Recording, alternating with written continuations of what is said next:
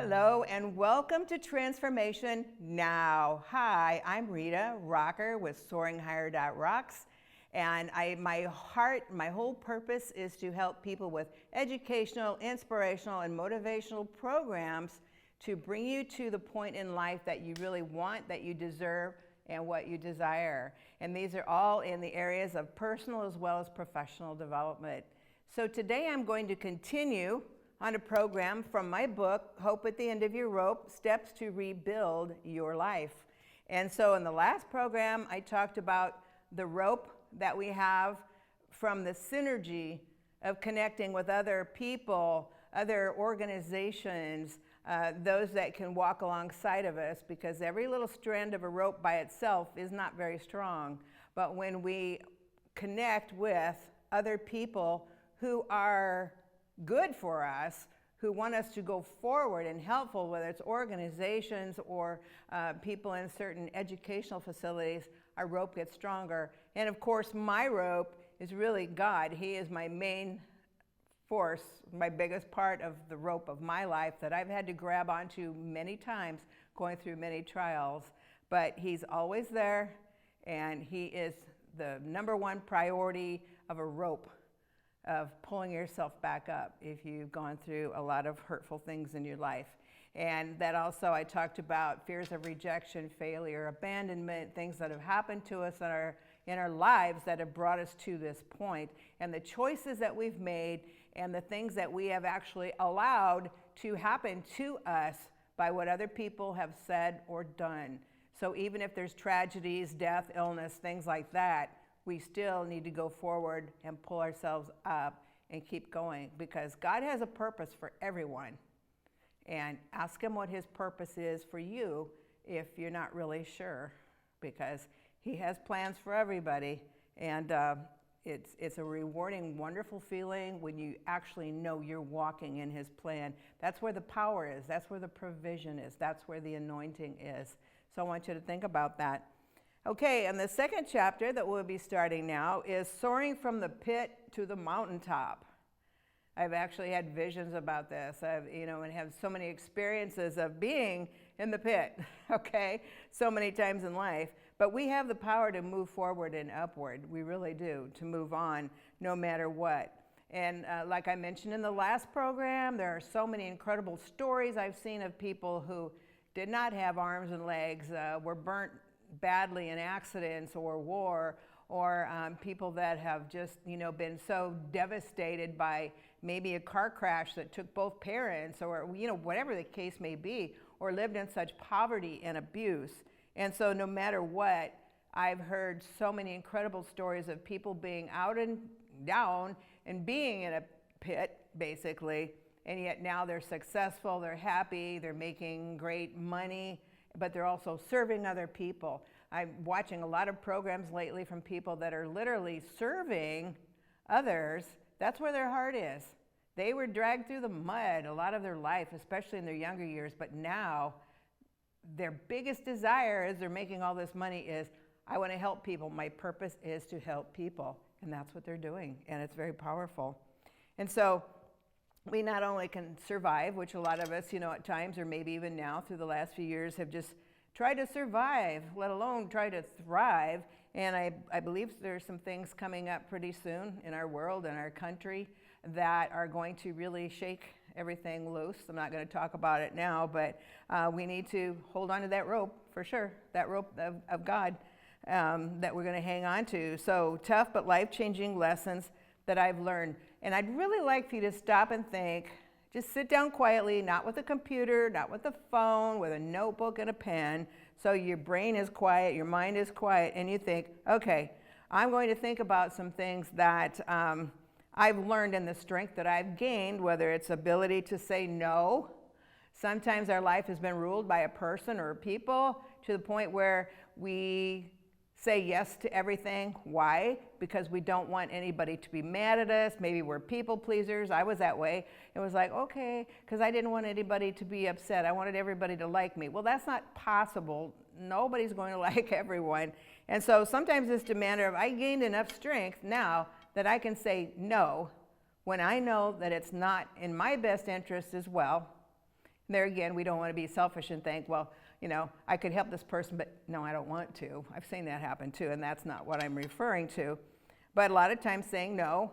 Other times could be breaking off a destructive relationship. Sometimes there's an addiction to a person too, where we're so addicted to someone that we really are like, oh boy, I can't leave this person. I want to. I know they're hurting me. I know they're bad for me. I know they're fooling around on me. I know they're taking my money, whatever the case may be. But to really have gotten to the point where, I don't deserve this and I can't deal with this anymore.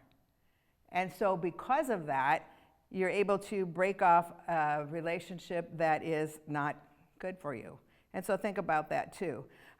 So a destructive relationship, learning new skills that you've always wanted to have.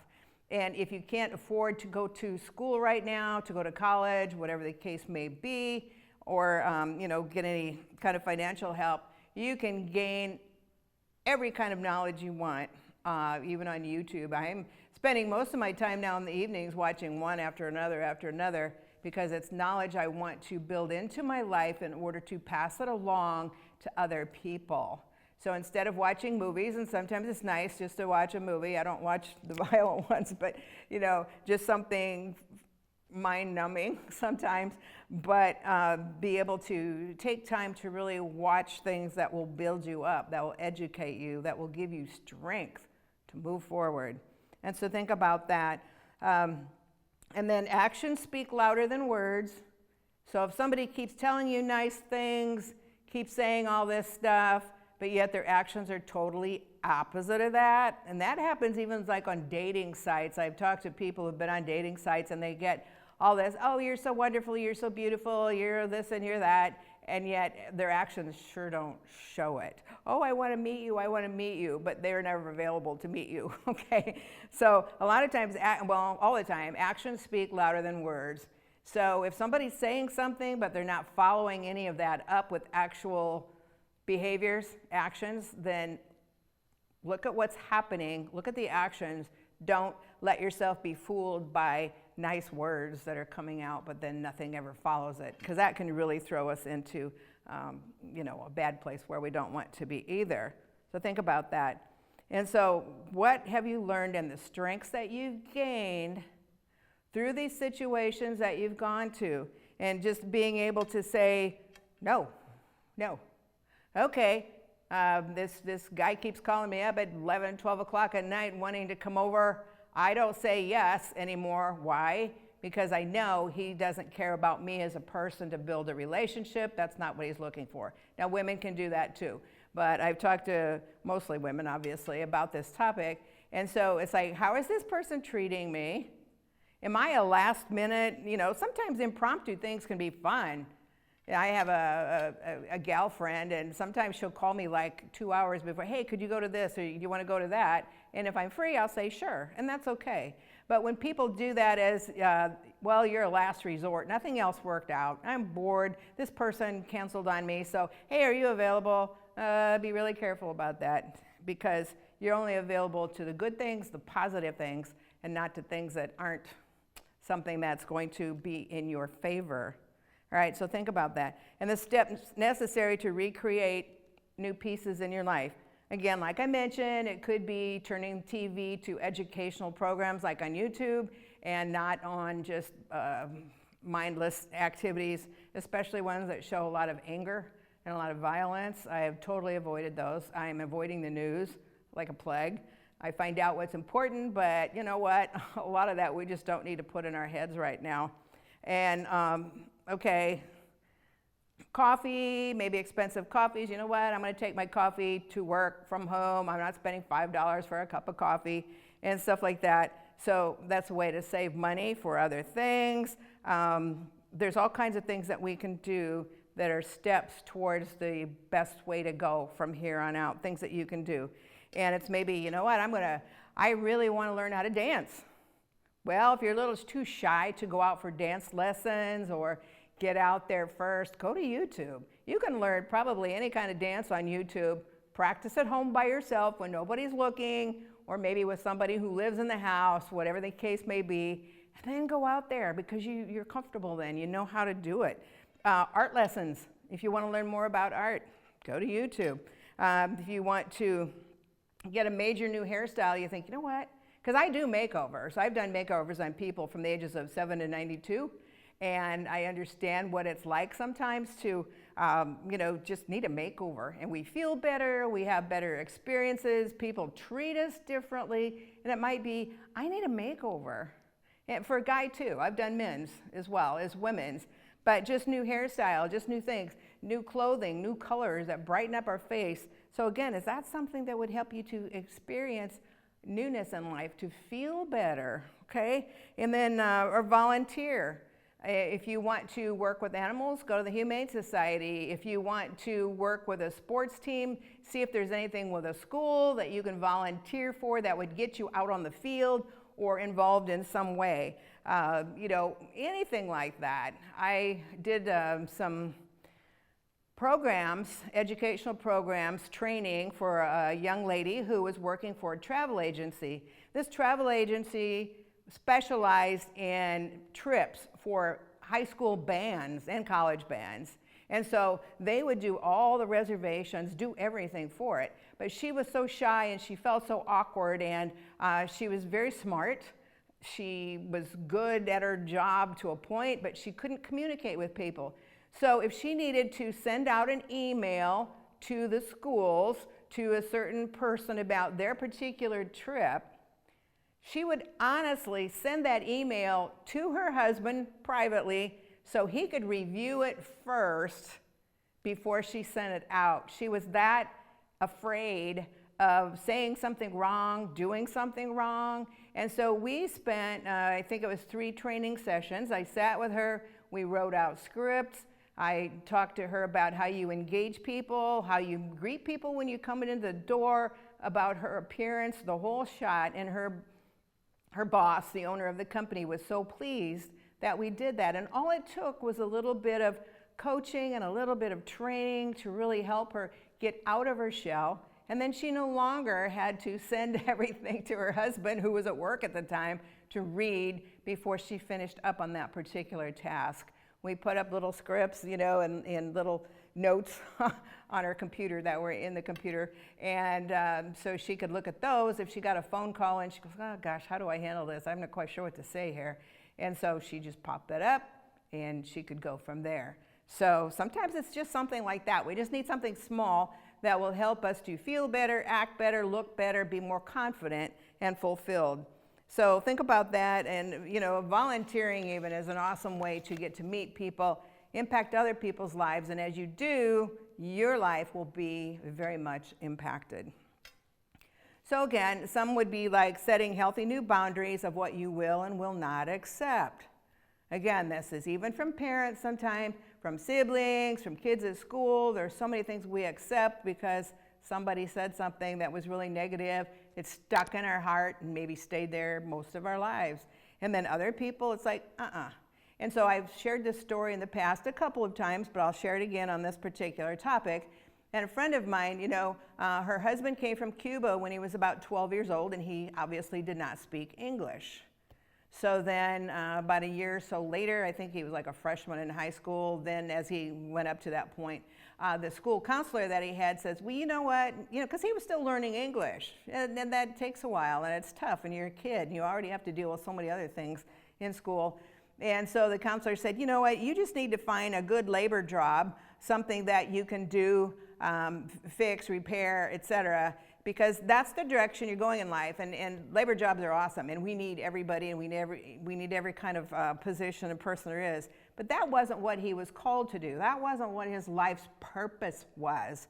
And so he could have, like many people, like I've done myself, let that really sink into his heart to the point where it's like, okay, well, I maybe want to be a doctor, but okay, I've been told this is the direction I should go, so this is the direction I'm going to go, and then let it go, let everything else go, and just follow into that path, even though your heart will never feel right, your goals, your desires will never feel right, because that is not where you were meant to be, okay? So then he went ahead, though. He was smart enough that he did not let those words keep him from going where his heart and his purpose was.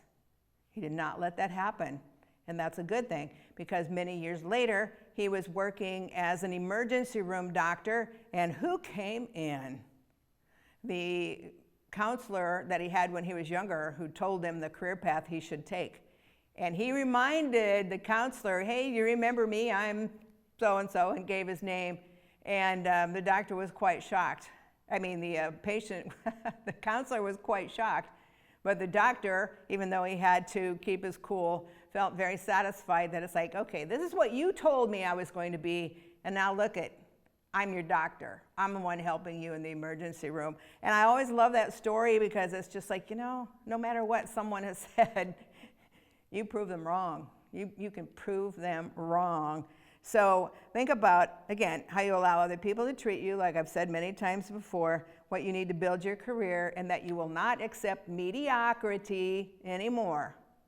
You don't want any mediocre friends, things that you're doing in your life, sitting at a bar every night. That doesn't really help much. Maybe be around people, like the old TV show Cheers. Fellowship is hugely important, extremely important, but we have to be careful not to accept mediocre friends, behaviors, things like that, treatment from others. Person, place, or thing, does not matter. Determine if creating a flattering new look, like I just mentioned, is important to you, or professional image. That's something I can definitely help you with, so you feel better. Always think about experiences. Now, so many times we think, oh, how would this be? We think about that. But I want you to really sit down and think of experiences. What would I experience if I actually went out and did this? Would I experience joy? Would I experience so much happiness and fulfillment? Would I experience new relationships with wonderful people? Start thinking about experiences, because sometimes just doing that can help you to get that little charge that you need to go ahead and register for class, to go ahead and get involved with this, to go ahead and say no to someone.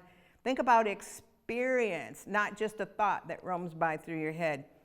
Physically, how we experience it. Sometimes when we're down, we've had a rough time, how do we feel? What are we experiencing physically? Very tired, very achy, very sad. A lot of times when people get too down, then they start actually getting physical problems, illness, because of that, because of what those feelings have done, those experiences have done to their bodies. Emotionally, how are you feeling? That can make a person down, it can make them angry, it can make them always seem sad, so it's hard for other people to be around them. So emotionally, what are you experiencing, okay? And then in the job market, what would make you feel better there? A lot of things, a lot of things. Maybe hanging around with different people, maybe standing up with your posture straighter and your chin up, and when people are trying to kind of jab you a little bit and make negative comments, it's like, oh, now they see you have the posture, the strength, you can smile, but you can speak in a more mellow but strong tone back to them, so they know, hey, this person isn't taking this anymore. I need to back off, because I can't mess with them anymore. I would encourage kids in school to do that too. You can't mess with them, because I'm not going to be this wounded little puppy anymore. No, I want to stand up for myself. I've always taught in personal professional development courses too. When we stand up and our chin is up parallel to the floor, we roll our shoulders back and drop them down. We don't slump like this. We roll the shoulders back and drop them down. And that right there is a signal to people that you're strong, that you are confident, that you can communicate. If somebody's trying to be nasty verbally, sometimes just doing this, crossing our arms, is a barrier. And it says, you're not coming in here. People will read that even though you're not maybe saying anything. There's so many things you can do with your body. If you open up your hands like that, that means, come on in and talk to me. That's a good sign. But like I told teenage girls when I was teaching modeling classes, okay, if you're being kind of harassed, maybe you're scared of someone, not only cross your arms, but turn your body away. That's a definite nonverbal, which is 55% of our communication skills, nonverbal signals, is back off, I don't want to talk to you. And so there are so many things that you can do to even silently deliver messages to someone about, hey, I'm the new person, I'm strong, I don't listen to this stuff anymore, so back off, go away, I know what I want and I deserve it. So always think about that too. try to emulate other people. You know, one of the things I've told people before is if you want to rise in a corporation and you want a certain level in that corporation, dress like they do. Now, a lot of people, especially teachers, but a lot of people even in schools or in corporations aren't really dressing professionally anymore. But the ones that do, the ones that are in higher up positions, usually do dress more, even if it's a business casual environment. They don't look like they just rolled out of bed. Okay, so I also tell people, emulate the behaviors and the appearance of the persons in the position that you want to go for. So if you see on casual days, they're wearing slacks, they're not wearing jeans, maybe a different type of shirt, polo shirt, nice polo shirt like golf shirt versus a t-shirt. If the company is really casual, some of them will do that. That shows that you are preparing yourself for taking steps upward. So think about that as well. How do they behave? How do they talk? You want to start emulating, and I don't mean you have to copy everything somebody does, because then you'd lose yourself in that. But watch behaviors, listen to what they say and how they look, okay? View those things, because that can really help you also to rise up to a different level, the one you deserve, the one that you want. So always, again, the classes that you can take, do everything if your self-image is low, your self-esteem is low, to build that up. God can always show you how you look through his eyes. Because when I called myself a dumb blankety blank one time, and I heard God say, "Who are you calling that? You asked me to take up residence within you, and you just called yourself that?" And I had tears rolling down my cheeks, and I said, "Father, please forgive me, I'm so sorry." Because I realized what I was doing was putting him down, that he was a dumb blankety blank. And so think about that, all right? Think about your value and your worth and who you are in your relationships. Etiquette. If you need training in etiquette, I do a lot of that, but you know what? You can look on YouTube, you can find all kinds of programs in etiquette. So many times, if we learn how to shake someone's hand, how to talk to people, how to be more comfortable, which fork to use, there's a lot of things with etiquette that will build a person up, and a lot of studies have shown if two people with the same job history, basically the same technical skills, are competing for the same job, they're down to the final two, usually the one with the most energy, they're more engaged, they have the manners, they know how to shake a hand, they know how to sit down, what to do in an interview. They have the etiquette skills, especially if they're going to represent a company outside of the office building or the corporation, whatever it is, then they're the ones, studies have shown, that would actually get the job. I remember one time when I was working with a construction company, a big construction company in Omaha. Okay, their manager, who was out in the field, their construction manager, they wanted to have him move to Lincoln from Omaha, and they wanted him to start working with architects and engineers to help build their business. He had the knowledge of what to do, that he could say, "Oh, this is how we do these things, this is what we can do." So he could give him the knowledge that he had from being a construction manager on sites. But I've worked with architects and engineers, and they dress nicely, well, especially the architects. They're a different breed. Okay, so what they did was they hired me to work with this man, and we started off with a lot on communication skills, all the professional image, how do you talk to people in a different manner, because he was used to a lot of, rough life and swearing and all that on the construction sites. And now he had to just totally change his appearance, his manner, to be strong but more gentlemanly, okay, and learn how to communicate. And so we spent the whole morning working on his communication skills. And then we went to lunch, because he would do a lot of business building, talking to prospective clients over lunch or dinner. And so we went through the entire thing, from taking small bites, so if they ask you a question, you don't have to go, hold your finger up and keep chewing on a piece of steak or whatever. And so we went through the entire manners of conducting business over a meal. And then we went shopping. I had gone ahead of time and looked for items for him. And they gave me a budget. And so I think I was $4 under the budget, but we got a whole lot of things, because I'm a bargain shopper. And we went to get him some nice new outfits. And so there again, that was something that could be done to change his whole position of where he was into something completely different, and yet using the skills that he had built up through the years. So always think about that too. Sometimes it's just little changes like a day or two, or a few times of coaching or something to transform where you are to where you want to be. So always think about that too. I know my Image Builder crash courses are very helpful to do that. And then also be able to develop the ability to laugh with yourself. Sometimes I've laughed at myself, but sometimes we just go, hey, okay, it's all right, it's no big deal, and laugh it off, and instead of going, well, you dummy. But really, we need to learn to laugh with ourselves as well. And so you just never know what day your miracle will come. So hold on and don't give up.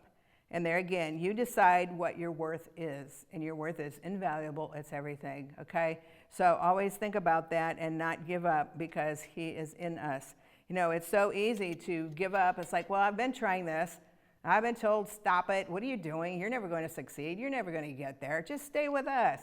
Keep doing what you're doing. And so really, it's up to you to decide what your worth is. Nobody else has the right to determine what your value and worth is or what your future is. Only you. You and him, okay? And so every time that we get uncomfortable, and then sometimes we'll pause, we'll look back and go, you know what? I hated this, but I was familiar with it. It's familiar to me. So I'm just going to slide right back where I was and go into my old familiar territory. And what's the result? Being miserable the rest of your life, probably. And so you don't want it to slow you down or be steered in the wrong direction. So when you get disappointed and discouraged because you're not seeing changes fast enough, I've been waiting for some particular changes for literally, there's a huge one for 25 years now. But I know that God doesn't want me to give up, because it's just about here. And so always think about that and keep going forward. You might need a break, but then get back up and go forward. And so just a couple more things to wrap this one up. In chapter 3, it starts off with, all things can work together for the good of those who love God and are called to his purpose. That's the rest of that saying. But it can. So many things that are really hard really can turn us around, make us stronger, teach us all kinds of things that without that experience, we never would have known. We never would have been able to share with other people. I've seen people who literally, different ones that are very successful, very well known now, that maybe were drug addicted, lived on the street, all kinds of horrible things, and now look at them. They're helping other people. And I mean, they were literally, I know one guy, Kim Clement, he's in heaven now. One of the most powerful prophets, everything came true that he said. He passed away in 2016. But he was literally found in an alley, all drugged up, homeless, and just became powerful. And so it's never going to be so bad that we have to give up. And so think about that. When my late husband died, and like I mentioned, the hospital, I had to just stay in his room for 6 weeks. And I thought, well, okay, this too shall pass. I'm not deserted. When I was in Haiti a year later, I realized, covered with bug bites and sleeping on a rock floor. And a year before that, I had been at the Mrs. America pageant with a dying husband in Las Vegas. And now I was sleeping on a rock floor in Haiti covered in bug bites. That was a tough lesson, but it taught me so many things that I still thank God for now. When I get in a pity party, I think back to that and I say, no, you're good. You're good. You are very blessed. Abuse. In my life, a lot of the abuse I went through has done what? It has helped me now to be stronger, know who I am, and set boundaries like, no more, no more. This will never happen to me again. And so God will fulfill his purpose in you because his steadfast love endures forever. So think about that. I will continue on next time, and he will fulfill his purposes in you. Know that. Seek his face. And I look forward to continuing this on the next program. Thank you.